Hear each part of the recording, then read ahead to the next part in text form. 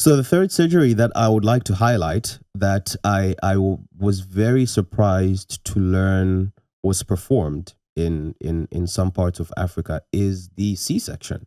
The C-section is something that, again, is documented across multiple different groups in Africa. But for this particular example, I'm going to be focusing on the Waganda people, which is a very sort of close thing because I have quite a bit of interaction with Waganda people in my personal life because the person who had my child is a Uganda woman. But this is something, this case or this account of a C-section being performed is one that was made in 1878. A C-section is, according to Johns Hopkins, they define a C-section as a surgical delivery of a baby through a cut or incision that is made in the mother's abdomen and uterus. This 1878 account of a C-section that was observed in Uganda was by a man, a British anthropologist, a physician, and an explorer who went by the name Robert Felkin. So Robert Felkin was somebody who had studied medicine in the UK for a while, and then he was sent to Uganda on an expedition, on a missionary expedition, let me say. And while he was there in 1878, he bore witness to a C-section being performed in the Kasese region in Uganda. And while he was there and he observed the C-section, he created a pretty detailed account of how the people in Uganda went about performing the C-section. And so to make things easier, I'm just going to quote from the paper that he wrote about the C-section being performed. And so the following quotes are from his detailed account, and you can find this detailed account linked in the description box below. I'm going to link all of the papers and all of the books that I used as sources, so you guys can check them out for yourselves. So yeah, this is a quote from Robert Felkin's detailed account of an 1878 C-section being done in Uganda. By 1875, he had become a medical student at Edinburgh University, but before completing his training, he was sent to Uganda in 1878 by the Church Missionary Society. He was presented to King Mutesa, whose personal physician he became in 1879. The operation is performed by men and is sometimes successful. At any rate, one case came under my observation in which both survived. It was performed in 1879 at Kahora. Correction, it wasn't performed in 1878, it was performed in 1879. The patient was a fine, healthy-looking young woman of about 20 years of age. The woman lay upon an inclined bed, the head of which was placed against the side of the hut. A band of mbuga, or bark cloth, fastened her thorax to the bed, another band of cloth fastened down her thighs, and a man held her ankles. Another man standing on her right side steadied her abdomen. He washed his hands and the patient's abdomen, first with banana wine and then with water. He proceeded to make a rapid cut in the middle line, commencing a little above the pubes and ending just below the umbilicus.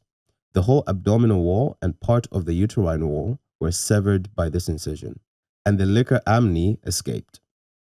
A few bleeding points in the abdominal wall were touched with a red-hot iron by an assistant. His assistant held the abdominal walls apart with both hands, and as soon as the uterine wall was divided, he hooked it up also with 2 fingers. The child was next rapidly removed and given to another assistant after the cord had been cut.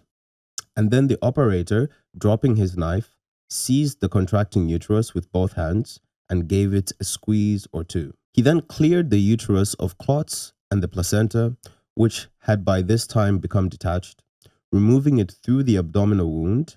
The red-hot iron was next used to check some further hemorrhage from the abdominal wound, but I noticed that it was very sparingly applied.